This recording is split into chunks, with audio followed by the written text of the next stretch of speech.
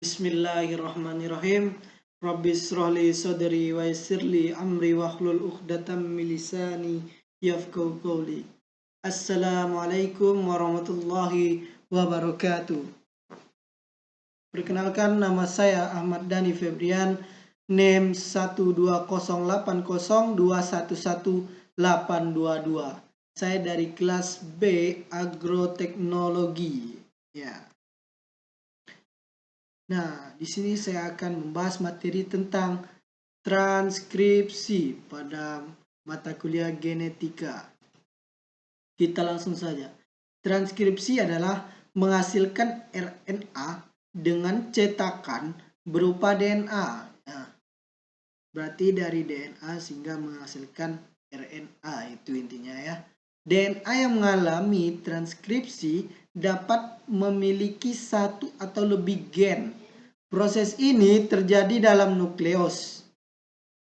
Transkripsi merupakan tahap pertama dari proses sintesis protein yang nantinya dilanjutkan dengan tahap kedua, yaitu translasi.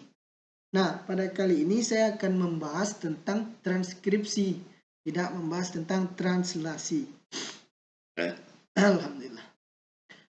Proses transkripsi membutuhkan bantuan dari enzim yang disebut dengan RNA polimerase. Nah, enzim ini berfungsi untuk membuka rantai ganda DNA dan membentuk rantai RNA dari cetakan atau template yang ingin diterjemahkan. Nah, pada proses transkripsi dapat dibagi menjadi 3 langkah. Yang pertama ada inisiasi, kemudian elongasi, dan terminasi. Kita bahas satu persatu, yaitu tentang inisiasi. Langkah pertama, inisiasi. Bisa kita lihat gambarnya nih. Nah, inisiasi daerah DNA di mana RNA polimerase melekat dan mengawali transkripsi yang disebut dengan sebagai promoter. Nah, suatu promoter menentukan di mana transkripsi dimulai, juga menentukan yang mana dari kedua untai heliks DNA yang digunakan sebagai cetakan. Nah, itu fungsinya.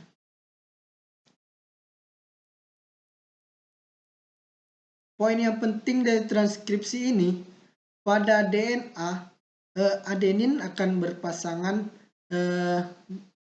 dengan urasil pada mRNA. Kemudian tinin akan berpasangan dengan adenin pada mRNA. Kemudian DNA pada guanin akan berpasangan dengan sitosin pada mRNA. Kemudian DNA pada DNA sitosin akan berpasangan dengan guanin pada mRNA. Nah, kemudian kita lanjut yang kedua, itu adalah elongasi. Nah, pada elongasi ini, saat RNA bergerak di sepanjang DNA, RNA membuka pilihan heliks ganda DNA, sehingga terbentuklah molekul RNA yang akan lepas dari cetakan DNA-nya. Bisa kita lihat gambarnya seperti ini ya. Nah, atau lebih lengkapnya gini prosesnya, ya, bisa kita lihat. Pertama, ini ada DNA. Ini adalah disebut promoter. Nah, pada promoter ini melekatlah si RNA polimerase ini. Melekat ya. Nah, di sini adalah titik awalnya. Sehingga kemudian ditranskrip, atau ini bisa disebut terminator. Nah, kemudian kita lanjut ke bawah. Nah, di sini DNA mulai terbuka. Nih, RNA sudah terbentuk sedikit. Nah, nih. RNA sudah terbentuk. Kemudian lanjut sehingga terjadi perpanjangan ini dari 5 aksen ke 3 aksen.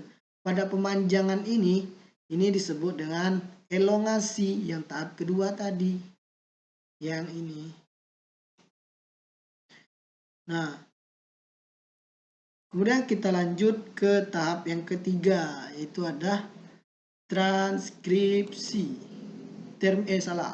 Yang ketiga ada terminasi ya, sorry. pada transkripsi berlangsung sampai RNA polimerase mentranskripsi urutan DNA yang disebut terminator.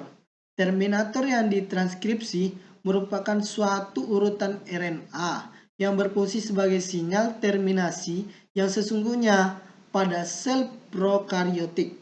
Transkripsi biasanya berhenti tepat pada akhir sinyal terminasi, yaitu polimerase mencapai titik terminasi sambil melepas RNA dan DNA-nya. Kemudian kita lihat lagi yang ini pada proses yang ketiga, terminasi. Nah, memang di sini dia katakan dia ingin melepaskan. Nah, di sini kan ini sudah lepas nih. Ini telah lepas mRNA-nya. mRNA-nya sudah lepas dari DNA-nya. Sehingga menghasilkan RNA hasil transkrip. Yang ini hasilnya.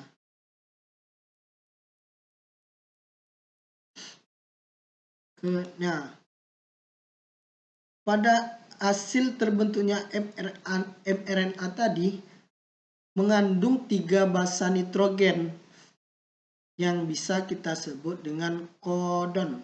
Nih, biasa dikenal dengan kodon ya.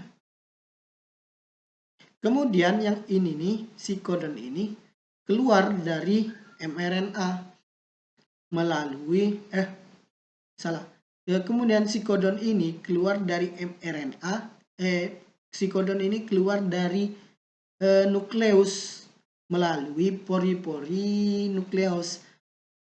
Kemudian dia menuju ke sitoplasma untuk melanjutkan proses translasi.